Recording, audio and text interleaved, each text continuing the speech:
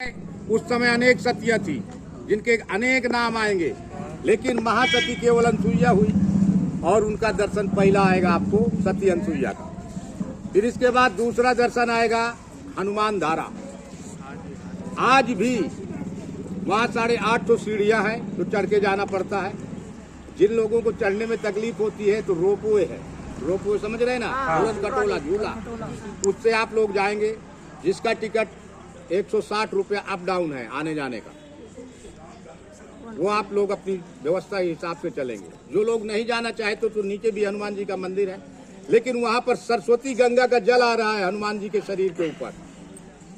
और हमारे बहुत से भाई बहनों को ये जानकारी नहीं है कि राम जी का हनुमान जी से भेंट कब हुआ। सही है ना, लेकिन ज्यादातर हर मंदिर में हनुमान जी साथ में होंगे राम जी के। राम लक्ष्मण जानकी जय बोलो हनुमान। होता है कि नहीं। फिर इसके बाद तीसरा दर्शन आएगा स्फटिक शिला, जो पूरे चित्रकूट में ऐसा पत्थर नहीं मिलेगा। और उस जगह पे भगवान राम ने अपने पूरे जीवन काल में एक ही कार्य किया है, एक बार, जो माता सीता का अलंकार किया था। अलंकार का मतलब श्रृंगार। और देवताओं के राजा का पुत्र यानी इंद्र का बेटा जिसका नाम है जयंत, भगवान की परीक्षा लेने के लिए कौवे का रूप बना करके सीता जी के पैर में चोंच मारा था। तो भगवान राम का पद चिन्ह मिलेगा, माता सीता का पद चिन्ह मिलेगा, साथ में कौवा की आंख और पंजे। फिर आएगा आपका जानकी कुंड, जिस जगह पर माता जानकी वनवास काल के समय में यहाँ से आगे त्रिवेंकेश्वर पंचवटी की ओर बढ़े थे, उस जगह पे स्नान किया था। उस जगह का नाम है जानकी कुंड। फिर आपका आएगा अगला मंदिर राम घाट, जो ये ऑटो सब भरत घाट में खड़ा होता है और वहाँ से नाव द्वारा 5 मंदिरों का दर्शन होता है। राम घाट में पहला मंदिर आएगा बाबा तुलसीदास जी का। क्यों?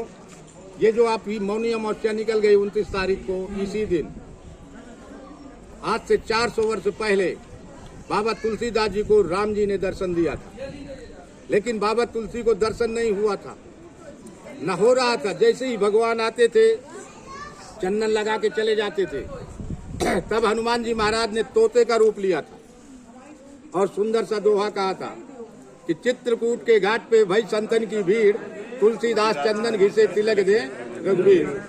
फिर अगला मंदिर आएगा राम भरत भेंट मंदिर, जो भगवान राम के छोटे भाई भरत जी प्रभु राम को मनाने के लिए चित्रकूट आए थे, लेकिन राम जी यहाँ से वापस नहीं गए। तब भरत जी ने कहा था कि प्रभु मुझे कोई ऐसी निशानी दे जिससे मैं समझूंगा कि ये मेरे भैया ही सिंहासन पर बैठे हैं। तब भगवान राम अपने चरण पादुका यानी खड़ाऊं दिया था और वही सिर पर रख करके भरत जी अयोध्या वापस गए थे।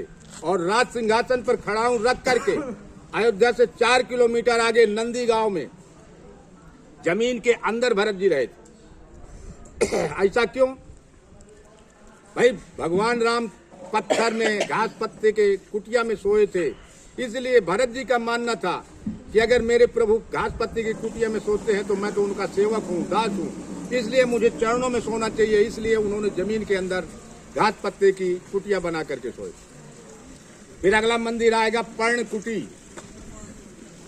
वहां पर 2 कुटिया आती हैं, जो वनवास काल में भगवान राम के ठहरने के लिए देवताओं ने बनाई थी। लेकिन अन्य मंदिरों में भगवान का श्रृंगार देखेंगे, वस्त्राभूषण देखेंगे, लेकिन पर्ण कुटी में भगवान एकदम सिंपल, कोई भी आभूषण नहीं मिलेगा। और दूसरी कुटिया में लक्ष्मण जी का अकेला मंदिर, जो पूरे भारतवर्ष में अकेला मंदिर, क्योंकि यहाँ पर लक्ष्मण जी ने 11.5 वर्ष तपस्या किया था। क्योंकि रावण के ज्येष्ठ पुत्र मेघनाद ने वरदान मांगा था ब्रह्मा जी से कि मैं उसी व्यक्ति के हाथ मरूंगा जो 3 चीज का परहेज करेगा, नींद, नार, भोजन।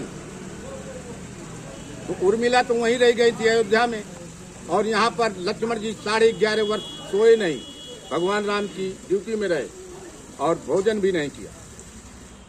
फिर दूसरे साइड में आएगा 50 फुट के हनुमान जी महाराज का क्रुद्ध स्वरूप का मंदिर का दर्शन। अगला मंदिर आएगा बनवासी राम मंदिर, जहाँ पर भगवान राम ने अपने राजसी वस्त्र जो अयोध्या से पहन कर आए थे उनका त्याग करके साधु का स्वरूप बनाया था और जटाजूट अगला जगह आएगा राघव प्रयाग घाट, जहाँ पर 3 नदियों का संगम है। जैसे प्रयागराज में गंगा, जमुना, सरस्वती है, यहाँ पर 3 नदियां हैं।